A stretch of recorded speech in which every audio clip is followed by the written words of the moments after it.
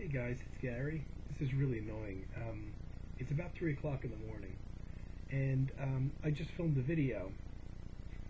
Stopped recording it 25 minutes in because I was fairly sure that I had gotten one of my facts wrong, that something I said was incorrect.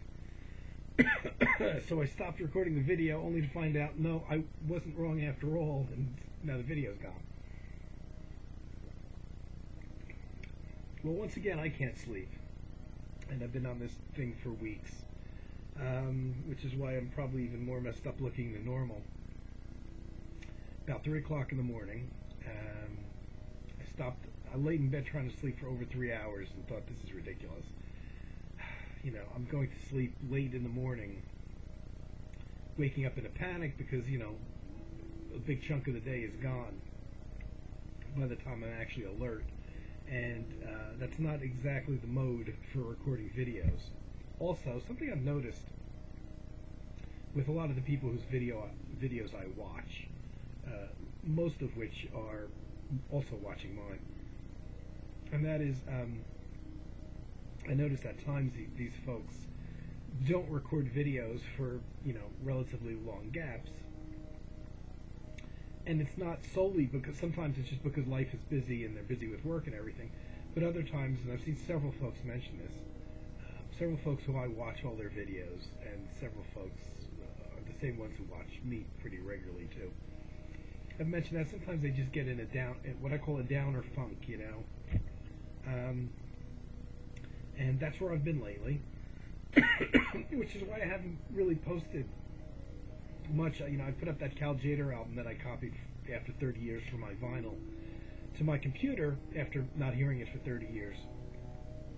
And it's a lot of work to do that, dump it in the computer, break it up into tracks and all that.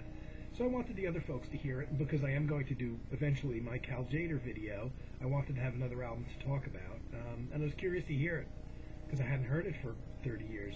So I posted that up, which is not the same thing as having a video up. But yes, I've been in a bit of a downer funk. Even though I did get a little bit of...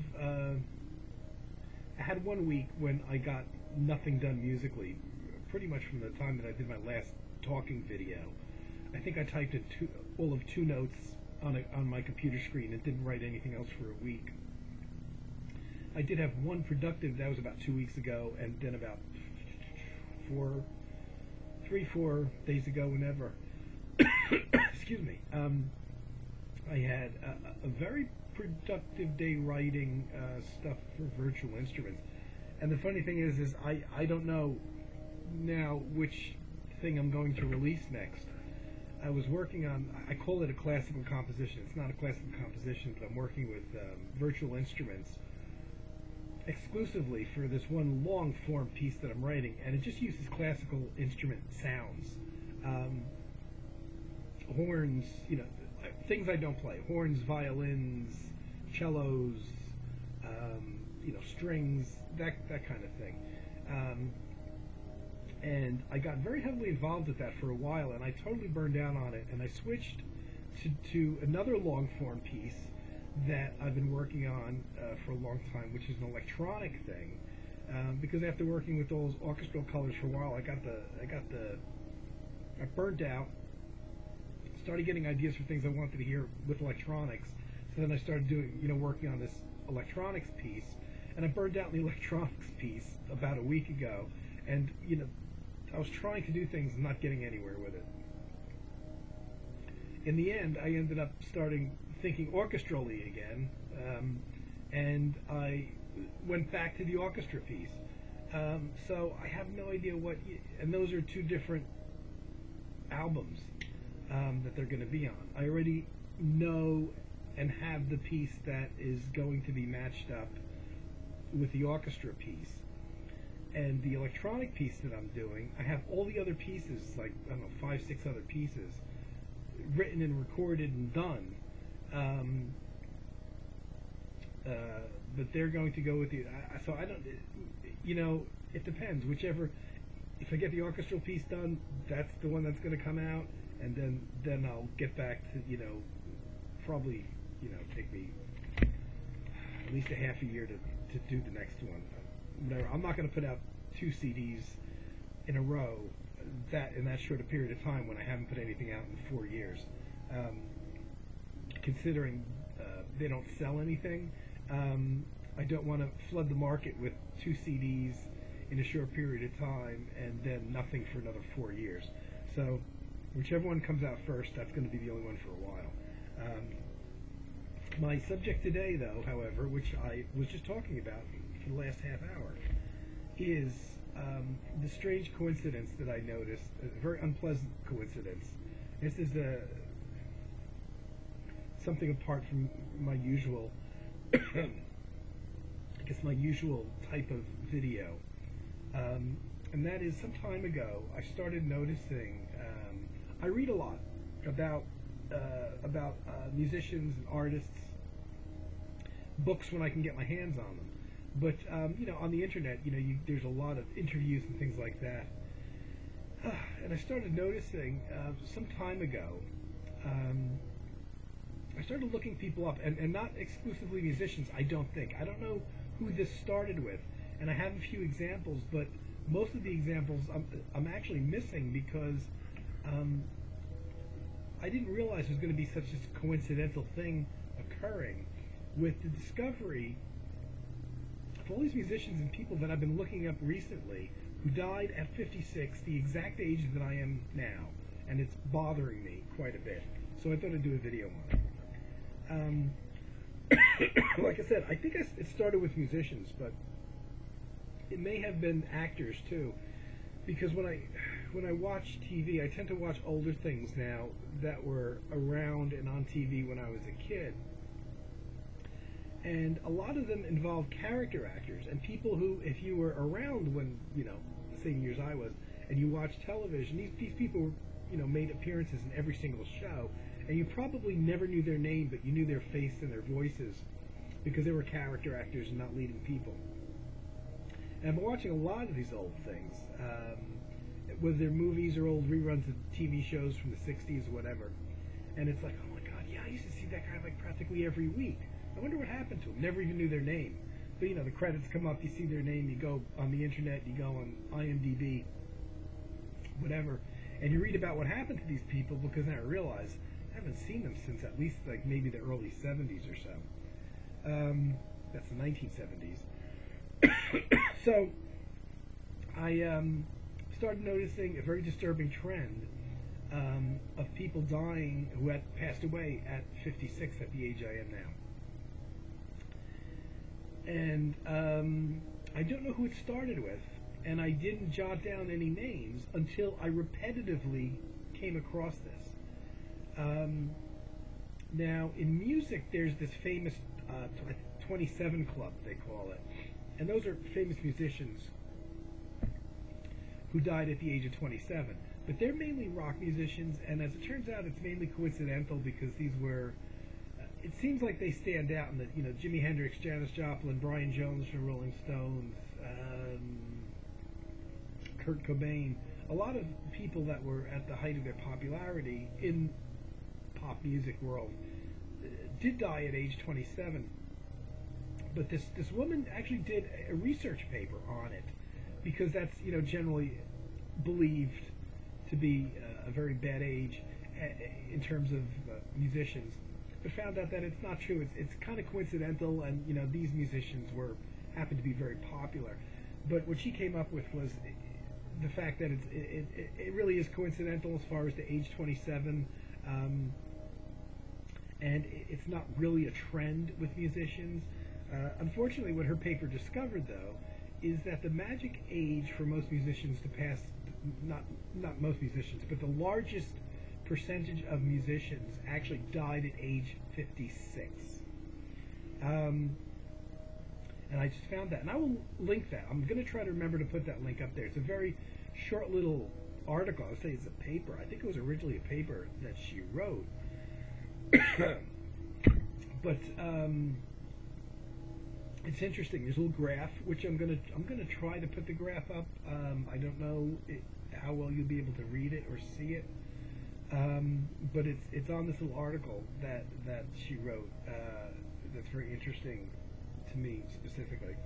And like I said, unfortunately, I did not write down all these people that I was coming across that had died at the magic age of 56. It was only after I discovered how many had that I started paying attention. I added a few more to the list, but I'm missing a whole lot. And one that oddly I discovered, because this was not a band I listened to, was this guy Bryn Merrick, who's the bassist for The Damned, the punk band, who died at 56. I didn't follow The Damned, and oddly enough, I only found out about it totally by accident. Because I was reading an article about somebody else, and it led to this other article, and as long as it's musicians, I'll read about it. I knew who The Damned were, you know, when they came out in the late 70s. I was not into punk music, really. I read about it. I followed it. I didn't follow the music. I read with great interest about the scene at the time. And I never heard The Damned, and yet I had read quite a bit about them, actually. Nick Mason from Pink Floyd actually produced one of their albums. And I actually went on YouTube and I heard them tonight for the first time. So, don't know if he really counts. He's not somebody that I'd personally listen to. But according to what I just saw on the internet, I think Beethoven died at 56. Not good. And oddly enough, I thought Beethoven lived to be really old. Which surprisingly a lot of those classical guys did, you know, in an era that there wasn't very much, you know, medicine or vaccines or anything around. Quite a lot of those composers lived to a ripe old age. Now, coincidentally, I had bought this book on Warren Zevon, written by his ex-wife. And again, I don't have any Warren Zevon albums. I remember when he started getting popular in the late 70s, I was already kind of starting to get out of pop music then, but he was a quirky, funny songwriter. Didn't think much about him until he went on David Letterman. Now, I watched David Letterman when David Letterman first hit late night TV in like 1980 or 81. I watched him for about a year and I got real tired of him and I never watched him again. The only time after that 1 year period, this first year on the air, that I ever watched David Letterman was Warren Zevon's last appearance, because it was kind of announced in advance that he was dying, he had very little time to live, and he was going to make his last TV appearance on David Letterman's show, and I did want to see that, and that was literally the only time I've tuned into David Letterman since, which was a number of years ago, early 2000s now, and that appearance is on YouTube here somewhere, I know. A second, scratchy throat, sorry guys. So anyway, I never forgot that David Letterman appearance. He never, for some reason, it was a weird thing to do, because you know, most of these people don't actually go into a live recorded media to say their goodbyes. Yeah, I'm dying. I mean, at best you might hear, you know, you might get something from them in writing or something. But Warren, you know, did. He went on David Letterman, and it kind of stuck. It was kind of an unusual thing to do. And I didn't forget that, and it stuck in my head, and then I found out that he had this book. And I asked for the book for Christmas. I got it last Christmas. I just started reading it, and I was reading it for quite a while before I realized he died at 56. Yikes. So guys, I'm doing this video here it's 3 o'clock in the morning now, in the middle of the night. Just in case I don't make it past 56, this video will be here. So I got the bass player for The Damned, you've got Beethoven, you've got Warren Zevon. You've also got somebody, Art Pepper, the great saxophone player. Now we're getting into people that I really did listen to their music. Art Pepper died at 56. Again, I was totally unaware of what age he died at. His book, Straight Life, is my favorite book of all time that he co-wrote with his wife. I just happened to forget that he passed away at 56. Unbelievable. And I can't find most of his CDs and albums of his that I have. I think when I bought the book initially in the very early '80s when it was first released, I didn't have any Art Pepper, and that would have been the vinyl era. And I'll be damned if I can find the vinyl stuff I have by him. Most of the CDs I have, I just last week bought another CD by him. I shouldn't be doing this with no job, but I bought a CD by him because it was a very unusual live gig that was recorded with Art Pepper, not supported by his own band, which he pretty much, his last recording period, which goes from 75 to 82 when he died.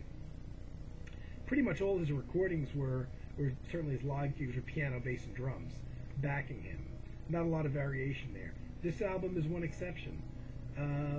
It's an orchestral, largely album. Does have piano, bass, and drums, but also has a guitar. He didn't record much with guitar. The album that I bought this week, I actually discovered, totally unknown, which I'm sure this is mentioned in his book, but I forgot it. Art Pepper did a short series of gigs, 3 or 4 days, with the Tjader band backing him, which was very unusual.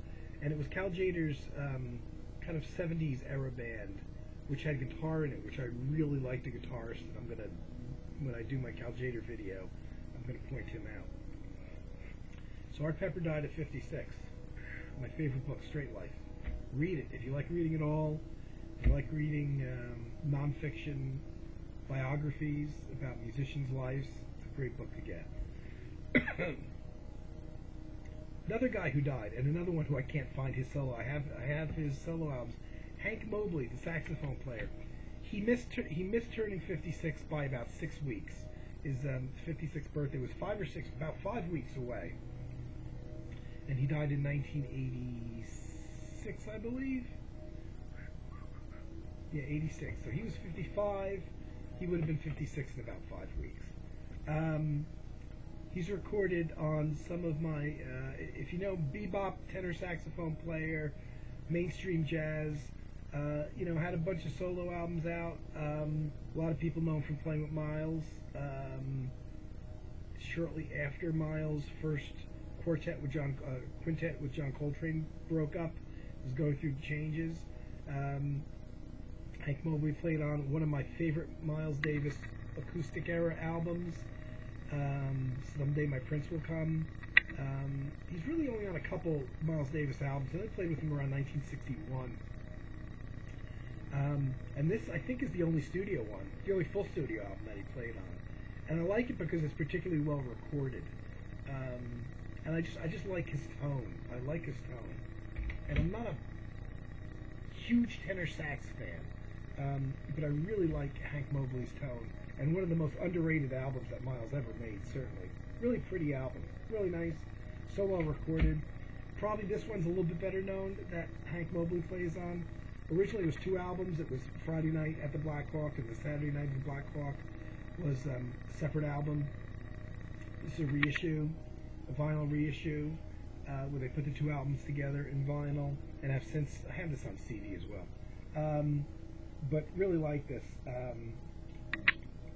Particular reissue, vinyl reissue, is nice because the one thing that whenever I bought, something that had a gatefold in it, and especially when it was archive stuff, this was probably a repackaging from the 1970s. I was always hoping when I opened it up, it wouldn't just be a couple photographs or something, but that there'd be a lot of stuff to read. The smaller the print, the better, because you put on one of the albums. You sit there and you just read all this stuff, and this has a ton of stuff. Love it. That's what I always look for in vinyl. Always look, something, explaining the historical factors in the music. Miles was still alive at the time this was reissued, and Hank Mobley as well. By the way, that's Miles' wife at the time. That's watching him there. This is a really lovely album too. Fairly well recorded for a live album. Yeah, and this one's probably a little bit better known, maybe slightly. And this Hank Mobley on this. This is all. I think Hank only played with Miles in 1961, I think. Now, as far as my note taking goes, I was gonna wait to do this video, but it's been too long since I've been, like I said, in that downer funk, and I haven't really done a live speaking video for a while, and I thought, let me just get on and do it, and probably after I'm done with this, I will discover many more musicians who passed away at 56, and I don't know what I'll do. I might just notate it here on the video. I'm not 100% sure. Another guy who died at 56, though, and I did mention him, and I don't have more CDs and albums by him than all the other people I'm talking about here, and yet I forgot to grab one. But Tjader died at 56 while he was on tour. That was a sudden heart attack. So Tjader, that's somebody that lately I've been really digging on the Tjader stuff and listening to him a lot. Oh man, I got this tickle in my throat.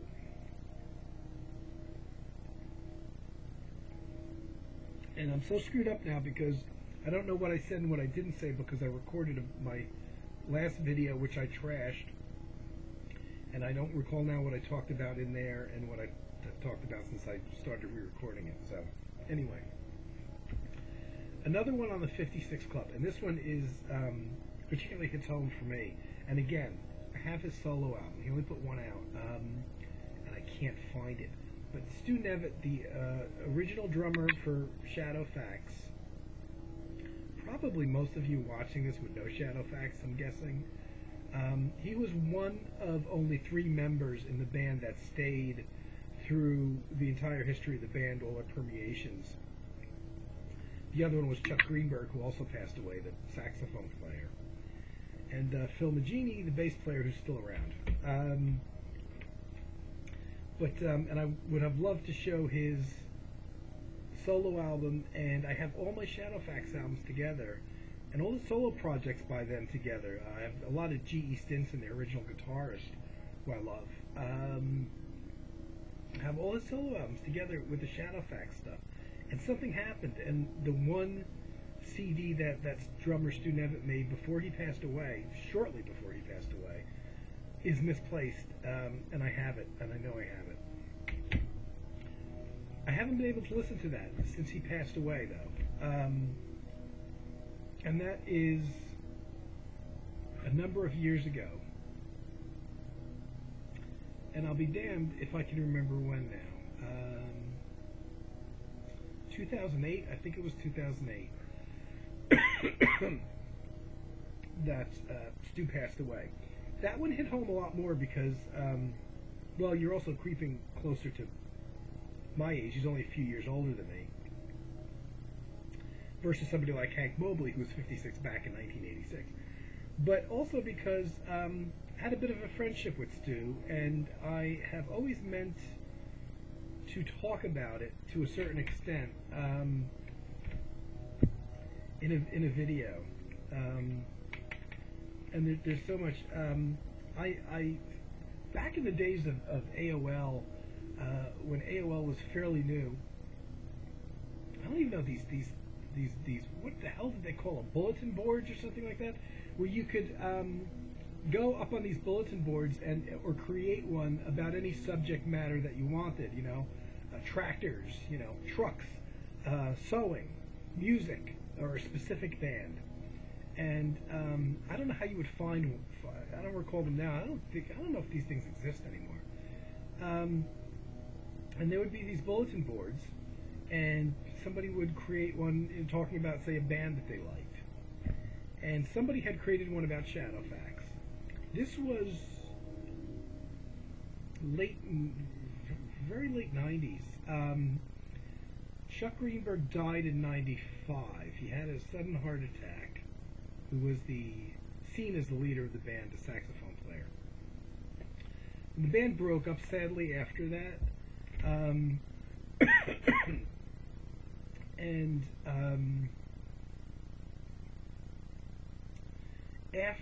After the point where the band broke up, but not long afterwards, I know. There was this bulletin board thing that was put up, and was talking about Shadowfax. And what it would be is you would read people's posts that they put up, and you'd throw your own 2 cents in. You would put a post of your own up, and then you would check back the next day or whatever to see if anybody replied. I don't think you got any kind of email notification back then. Things weren't quite as sophisticated yet at that point. And so there's this bulletin board about Shadowfax, and a few people had posted, and I read their posters, and I put my 2 cents in, and mentioning my favorite compositions, albums, whatever. And one of the subjects that came up was, well, what are the guys doing, that are still around? There's quite a few musicians that went through the band. They had personnel changes. They had a number of keyboard players. They had a couple violinists. Percussionists. Bass drums and saxophones stayed the same. A couple different guitarists. And this one guy seemed to know quite a lot about, well, so-and-so is working with so-and-so. This percussionist is working with these guys, blah, blah, blah. And I'm like, wow, you must know them fairly well. Because he mentioned that Stu Nevitt, the drummer, had played with somebody's famousest daughter, and I want to say like a Willie Nelson has a daughter or somebody like that in the country music world that I don't know if they even have a record contract, but there's somebody's daughter of somebody who's very well established in the country music world for a long time, like a Willie Nelson. And they knew that this guy, Stu Nevitt, had played with Willie Nelson's daughter, which was fairly obscure to know because there was no recordings or anything like that. And I was amazed by this guy's amount of knowledge with what the various musicians were doing, because it wasn't publicly known. There weren't recordings. So it was like, oh, so-and-so's in the studio. Well, there's nothing you could find on the internet about it, and there were no recordings. Eventually, this guy said, when I asked him, how do you know all this stuff? Where are you finding all this stuff out from? And he said, well, I'm going to fess up. And he said, I am Stu Nevitt. I'm the drummer from Shadowfax. And, then there weren't a lot of people on this bulletin board thing. So it was okay for him, I guess, to reveal that. And of course, I don't think just because you knew them on the bulletin board, you necessarily had an email for them. But he gave me his email. We started talking back and forth on email a lot. And when instant message chat was very new, I actually had several very long sessions with him, just talking about life in general, about what he was doing musically, because it was still in the wake of Shadowfax breaking up. I was pushing him for, why wouldn't you try to keep going? I mean, okay, you lost kind of like the Jerry Garcia of the band. Everybody saw Chuck Reinberg as like the Jerry Garcia. But I'm like, but the band has had personnel changes before. Yeah, this is a big one, but, he told me some fairly private, personal things in terms of band members, certain chemistry between band members and things like that. And some of the band members, I think what I walked away thinking about this whole thing is why some of the remaining guys didn't want to continue the band on is I think at least one of the members was very much affected by Chuck Reinberg's death, and really either didn't want to do anything musically anymore, or at that point, or didn't want to really continue the band on without Chuck because it was difficult for them. But just through my couple years of going back and forth, we exchanged a lot of emails. He's such a sweet guy. And he was also from New Jersey, so we talked a little bit about, his home state. And I think, I'm not sure where he's buried. I get the feeling he's buried here in Jersey. I believe his family, he has relatives in Jersey still at the point when he died. That was a big one that affected me, and it's weird because I had this back and forth with him over the course of several years, and I had a period too where I got out of touch with him for whatever reason was going on in my life, and then we got back in touch again. He had a fire in his condo, and it was just a mess. He had a lot of personal stuff going on. At first when I got in contact with him, things were good with him and his wife, and at some point during this period that I was out of contact with him, they actually split up. It was a mess. I felt bad for him. And just before they split up, they had this fire in the condo, which gutted the condo, and they couldn't live there for months. Really, really difficult. And I heard some, personal stories about what happened to this musician in the band, and people didn't get along and all this kind of thing. So a lot of inside stuff. And one time I was chatting with him on instant message, which I didn't do a lot, but we had a few fairly long, conversations for like an hour or two. And Armin, who was the final keyboard player with Shadowfax, was actually instant messaging Stu at the same time. And Stu introduced me to Armin, and I ended up having this little chat session with Armin just once, who was also a very, very sweet guy and a really good musician who records solo albums now and played with Cirque du Soleil, actually. Armin Chakmakian. It's an Armenian name, and if you don't know how to spell it, I don't either, actually, right offhand. C-H-A-K is how you start it. But you can look on the credits for Shadowfax albums or online in their history. He's recorded some really nice instrumental albums too on his own. Really sweet guy. And so, I had lost touch with Stu for some time because of stuff that was going on, I guess, with me. And I got back in touch with him, and he was finishing his first solo album. He had put out a little EP which he was going to send to me, and he never got around to it before he passed away. It was 4 or 5 songs, and he worked again on this EP with G.E. Stinson, the original guitarist for Shadowfax, who actually quit the band.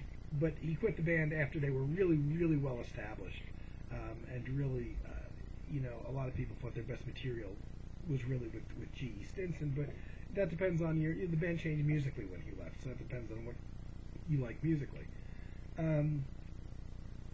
But it was quite an interesting time. He was just putting the finishing touches on his solo album. He had to release it privately.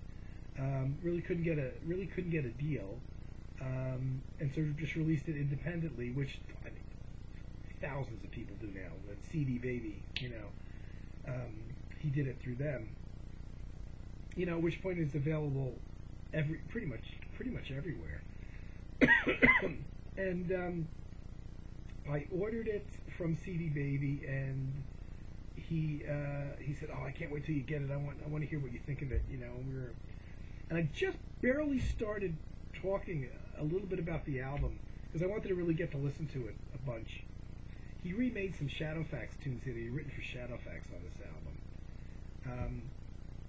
And the album's still available as a download only because the physical CDs, at the time, the only place you can get them was through CD Baby. And he printed up however many he printed it up, sent them to CD Baby, and I think by the time they sold out, he had passed away, so there was nobody left to manufacture additional physical CD copies, which is why I treasure my CD copies so much, and I know I have it. I just don't know where.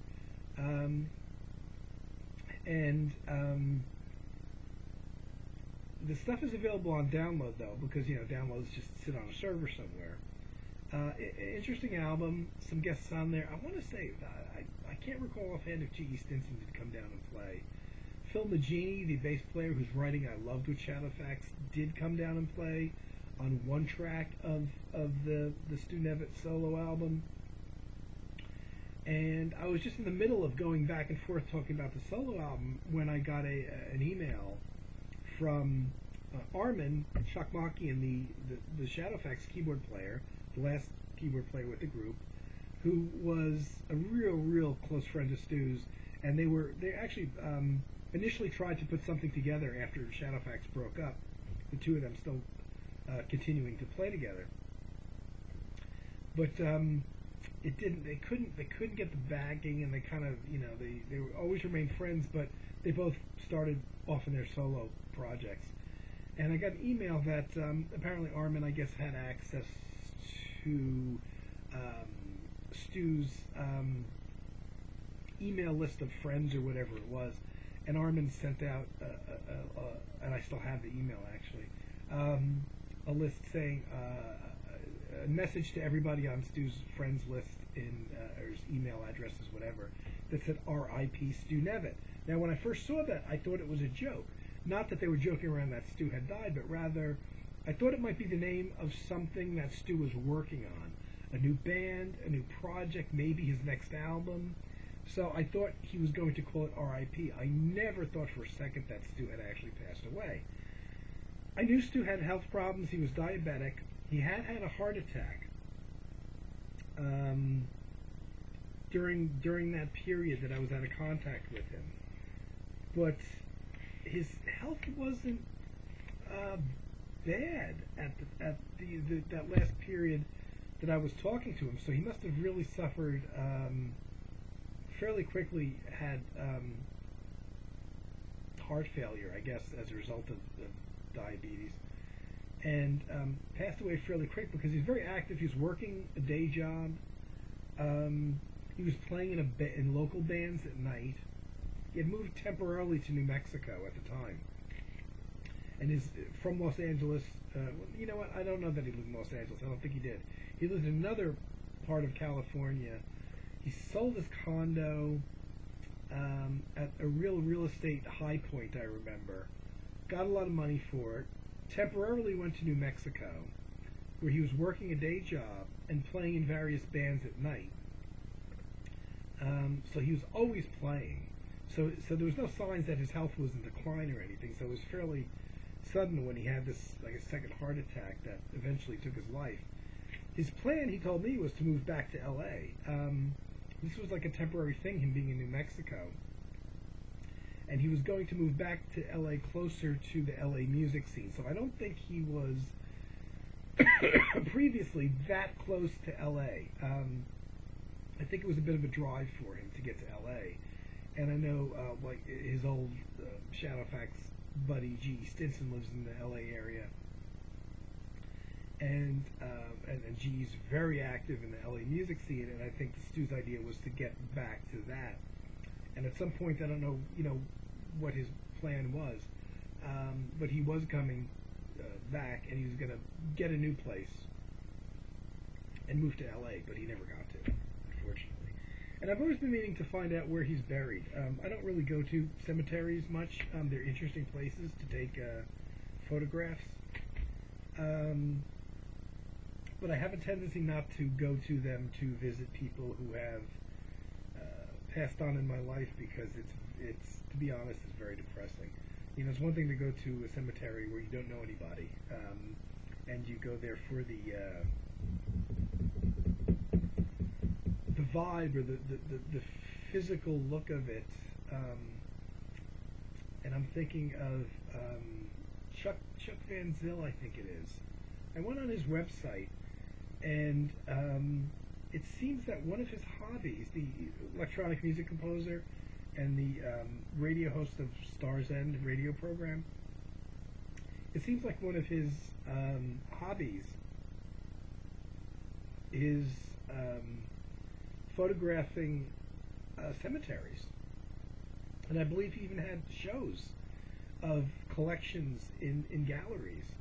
And he goes to these fairly, I think, Gothic cemeteries, with some of these very interesting statues and those kinds of things, and takes some incredibly moody photographs. So I could kind of see going to cemeteries for that reason, and they are quiet. But I have a tendency of not going to them really to see people that I know that have been deceased. But all the same, I am curious because I have a feeling that I think Stu Nevitt's relatives remained in New Jersey, and he's probably buried here. That's my guess. Let's just be speculating. I always knew I wanted to talk about Stu, and you know, he's a very funny guy. He had a hell of a sense of humor. And the odd thing is, now he passed away. How was it? 2000? What is it? Did I say 2008? 2007? Something like that. Oddly enough, you know, and I can't say, oh, he was a real close friend of mine. I can't claim that. Just from the, you know, the numbers of emails that we sent and the chats that we occasionally had. But I want to say it was 2008. Oddly enough, yeah, 2008 he passed away. Not a single day passes by that oddly enough, I don't think about Stu for some reason. Very strange. But he was also interested, which was really exciting to me. I never got to do it. I had in '95, so I know I was in contact with him in '95. I remember recording a demo of my music, and I hadn't written or recorded anything for years at that point. I got back into it for a few years, well, right in that period, but only about '95, and I recorded a demo, and he wanted me to send it to him, and I never did. It's like I can't say it's not good enough, you know. And I'm kind of glad I didn't. Listening to it now, it's really not good enough, and I wouldn't want to put him on the spot, kind of, to have to try to say something nice about it. But yeah, that's. I remember specifically that it was 1995 that I did that demo, so that was during that period that I was in touch with Stu. Okay, I've gone longer here, talking about the 56 Club, of which I'm sure there'll be many additions to. I thought I would post it up and say something, and now it's about 3:30 in the morning. You're all asleep, but I'm not. And I'm guessing I'll be back soon with music, you know, albums to talk about. I have a couple ideas, nothing brilliant, and I hope everybody's doing well. And I hope the audio came out on this one okay, because I'm not maybe speaking as loudly as I normally do, considering the hour. But I'll be back soon. Okay? Bye.